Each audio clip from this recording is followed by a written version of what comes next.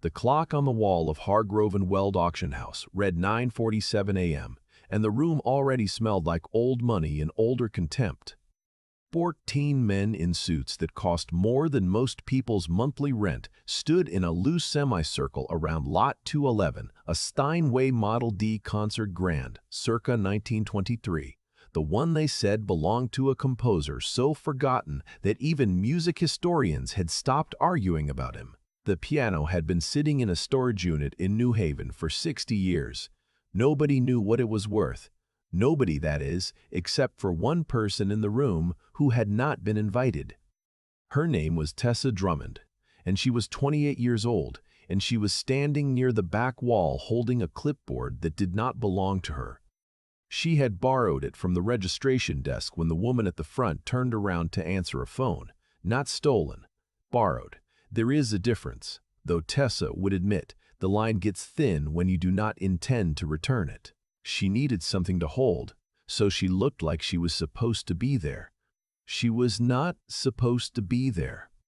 The auction house's senior director, Mr. Elliot Vance, had made that clear 3 weeks ago when Tessa submitted her assessment request in writing. Mr. Elliot Vance had a silver pocket square and a way of looking at people that communicated, without words, that he had already decided their ceiling. He had looked at Tessa that way. He read her letter, set it down, and said, "We use our own appraisers, Miss Drummond, people with institutional standing." She had a master's degree in musicology from the University of Michigan. She had spent 4 years cataloging instruments for the Smithsonian's American Music Collection. She had, just 8 months prior, correctly identified a supposed Guarneri violin at a Philadelphia estate sale as a 1960s reproduction, saving a buyer from spending $340,000 on a very expensive piece of wishful thinking. None of that had been relevant to Elliot Vance. What had been relevant, apparently, was that she had shown up without an appointment, that she was younger than everyone else in that office by at least 20 years, and that she had driven to Hartford in a car with a cracked windshield. So Tessa had left, and then she had come back on the morning of the auction, borrowed a clipboard, and stood near the wall.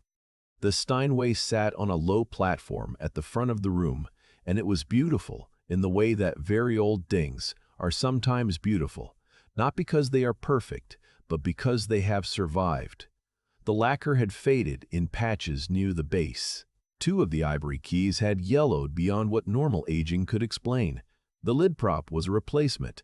Wrong era, wrong wood grain, and Tessa had clocked it from 15 feet away the moment she walked in. She had also clocked something else. The serial number. Steinway had kept meticulous records since the 1870s.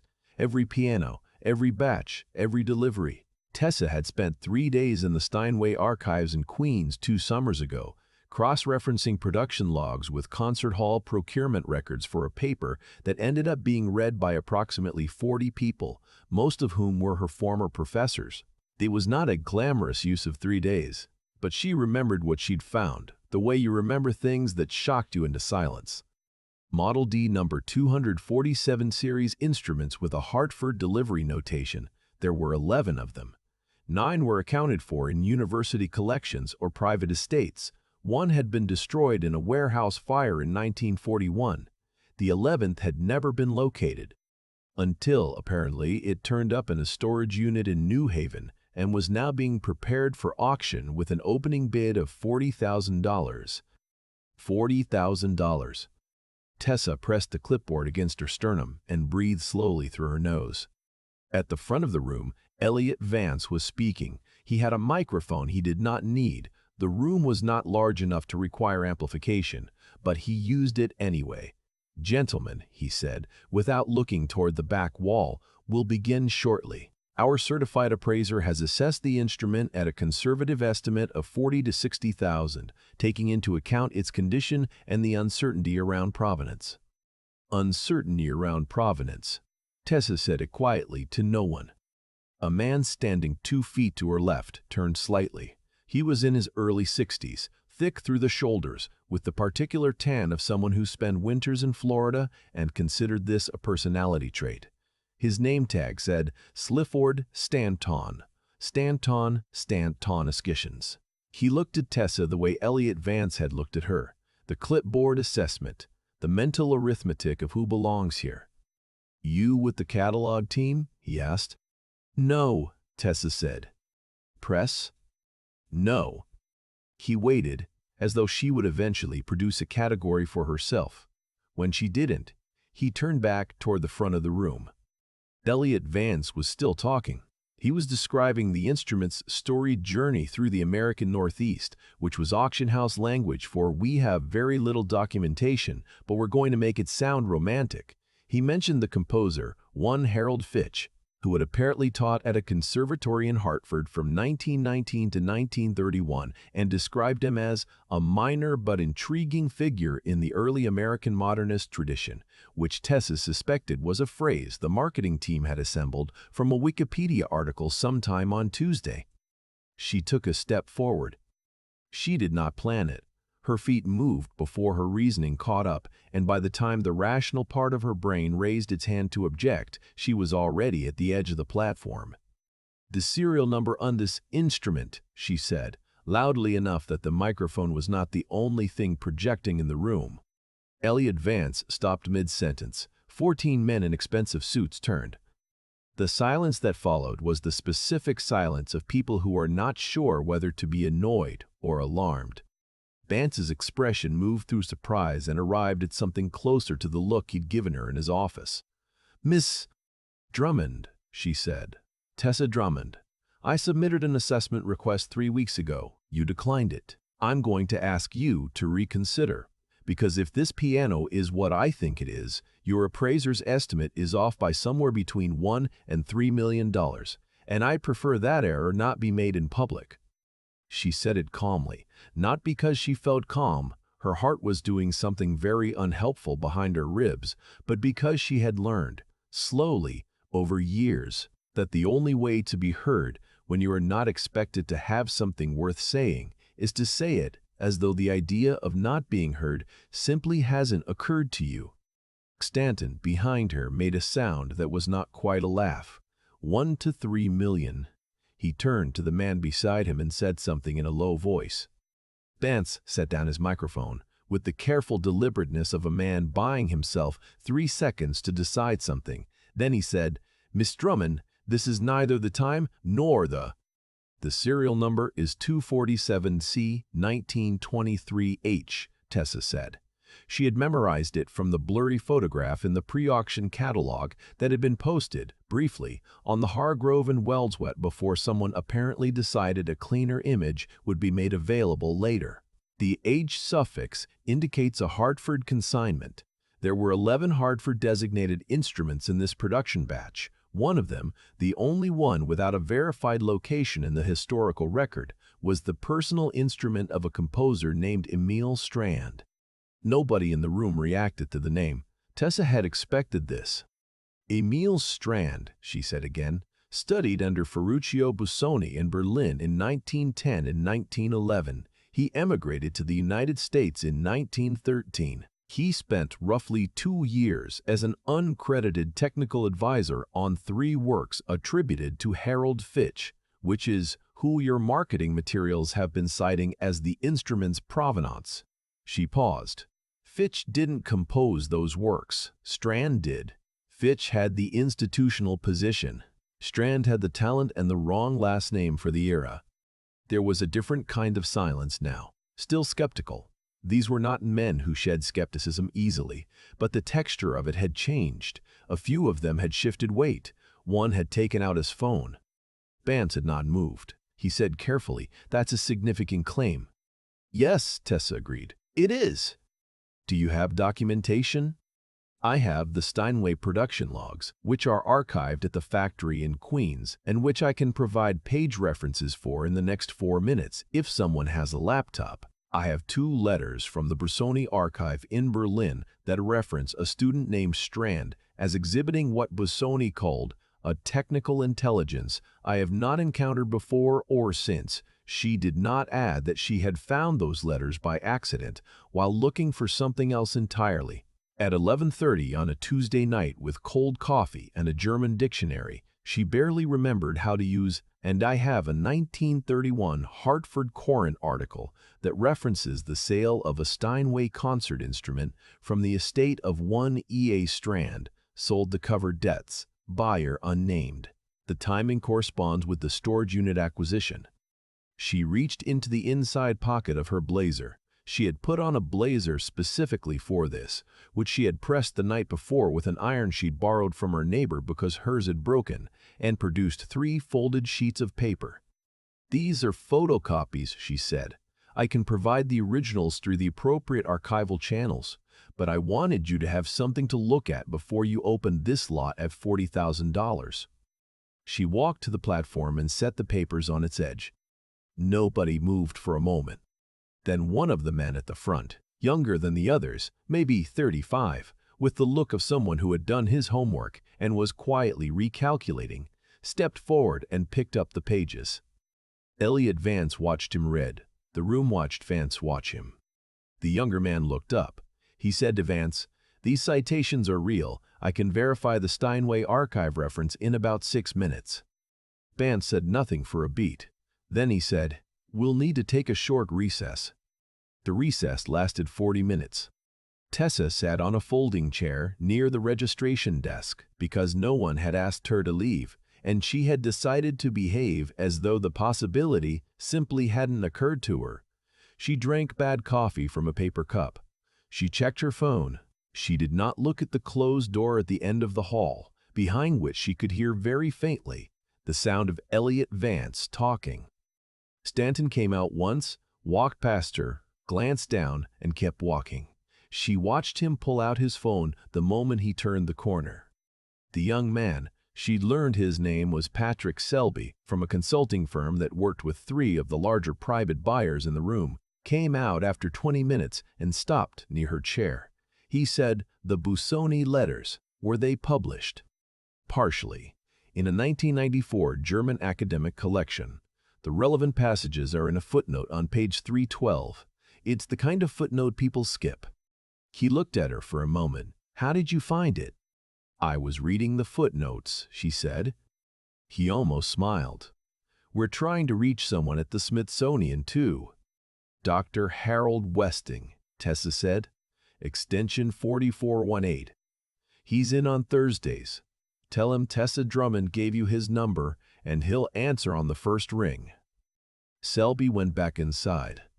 She drank the rest of her coffee, which had gone cold. 12 minutes later, the door at the end of the hall opened, and Elliot Vance walked out alone. He crossed the length of the hallway without hurrying, without looking at her, and then he stopped in front of her chair, and he looked at her, and the pocket square was still perfect, but something behind his eyes had rearranged itself. He said, "Dr. Westing confirms your account." Tessa said he would. There was a pause. "There's significant interest in reassessing the lot," Vance said, "given the new information." "I imagine there is." Another pause, this one longer. "Miss Drummond, Tessa." He said her name the way people say a name when they are trying to make it sound like the beginning of a different kind of conversation. "I want to be straightforward with you. This was an oversight on our part. A significant one, and the documentation you brought, if it holds, changes the nature of this instrument entirely." She waited. "I'd like to discuss the possibility of bringing you on as a consulting appraiser for this sale. Given your familiarity with the provenance material, it would benefit the house to have your expertise formally attached to the lot." He said, "Benefit the house. Not, it was wrong to dismiss you. Not, I should have returned your letter." But she had learned, also slowly, also over years, that sometimes you take the open door even when the person opening it hasn't apologized for the one they closed. "I'd want it in writing," she said. "My name on the assessment documentation, along with my full credentials, not independent consultant, my name and my title." He hesitated for less than a second. "Agreed. And I want to be in the room when the lot is presented." "Agreed." She stood up from the folding chair, which required a small amount of grace because it was a very low folding chair, and she tucked the clipboard, which she had been holding the entire time, under her arm. Then let's go back in. The piano sold 6 weeks later. Not at auction. The auction was postponed once the lot was formally reassessed. The instrument, now officially attributed in the historical record to Emil Strand, with full archival documentation provided by the Hargrove and Weld House and co-authored by consulting appraiser Tessa Drummond, MMM, was sold in a private transaction to a foundation that specialized in recovering and preserving works by composers who had been historically uncredited due to race, immigration status, or institutional gatekeeping. The sale price was $1.4 million. Tessa was not in the room for the closing. She was in Queens at the Steinway Archive, going through a different box of production records, because there were 10 other Hartford-designated instruments in that batch, and she had 9 of them accounted for, and she was not the kind of person who stopped at 1. The article that ran in the Hartford Courant, not the 1931 one, but a new one, written by a reporter named Alicia Greer who had a gift for making musicology feel urgent, called Tessa the appraiser who gave Emil Strand his name back. Tessa had mixed feelings about that framing, because she felt that Strand had always had his name. What she had done was find it in a footnote on page 312 in a book that most people skipped and carry it into a room where it was not expected. There is a photograph that exists from that morning, taken by someone with a phone who caught the moment Tessa set those 3 folded sheets of paper on the edge of the platform. She is not looking at the camera. She is looking at the piano. Her expression is one that is hard to describe simply. It is not triumph exactly, and it is not relief, though it is a little of both. It is more like the look of someone who has been certain about something for a long time, in private, and has finally been given the room in which to say it out loud. The Emil Strand, had he been alive, might have recognized that look. He had spent 2 years contributing to compositions that bore another man's name in an era that made sure of it. He never got the room. Some things take 100 years to correct. Some things take a woman with a borrowed clipboard and 3 photocopied pages, and the particular stubbornness of someone who read the footnotes when everyone else skipped them. The names we forget don't disappear. They wait, and sometimes, if we're paying attention, we find them. I keep thinking about those 3 sheets of paper. Not the sale price, not the headline, not even the name Emil Strand finally appearing in the right places after 100 years of being buried in footnotes. I keep thinking about the fact that Tessa walked into that room with photocopies she had folded into her blazer pocket, a blazer she had pressed the night before with a borrowed iron. And that was it. That was the whole arsenal. 3 pages and the willingness to say something out loud in a room that had already decided she had nothing worth saying.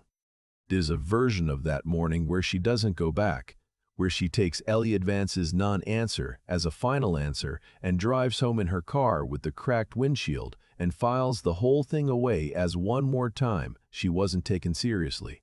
A lot of people would have done that. I think I would have done that more than once before I understood something that Tessa seemed to already know, that the room not expecting you to speak is not the same thing as the room being right. What Tessa had wasn't luck. She had spent years building something that couldn't be dismissed, even by people who wanted to dismiss it. A depth of knowledge so specific, so hard-won, that when she finally opened her mouth in that hallway, the facts simply outweighed the assumptions. That's not something that happens by accident. That's what happens when someone chooses, day after day, to keep going deeper into the thing they care about, even when no one is watching and no one is asking, and the only reward is knowing more than you knew yesterday. That's a kind of intelligence that isn't flashy. It lives in footnotes on page 312. It lives in archives in Queens on a Tuesday night with cold coffee, but it compounds, and at some point, it becomes undeniable. But here's what I don't want to skip over. Tessa could have gone into that auction room angry, and she would have had every right to be. Vance had dismissed her. Stanton had looked through her. The whole structure of that morning was designed to make her feel like an intrusion. And she wasn't. She was the only person in that building who knew what they were actually holding. She could have led with that grievance. She didn't. She led with the serial number. She kept her focus on the instrument, on Strand, on the work, not on herself, and not on the slight. That discipline, choosing to protect something larger than your own ego in a moment when your ego would be fully justified in taking over. That's a kind of character that's harder to build than expertise. It doesn't come from being unaffected. It comes from deciding what matters more. And then there's the part I find hardest to talk about, which is the going back at all. After the letter was declined, after the door was closed, she went back anyway, borrowed a clipboard, and stood near the wall. That's not recklessness. That's the specific stubbornness of someone who has decided that being right about something carries a responsibility, not just a right, a responsibility. Emil Strand had been right about those compositions for 100 years, and it hadn't helped him because nobody carried it forward. Tessa did. The things we know, the things we've worked to understand, they don't do anything sitting in our heads. They have to be walked into rooms. Sometimes rooms that don't want us there. That's the part worth remembering.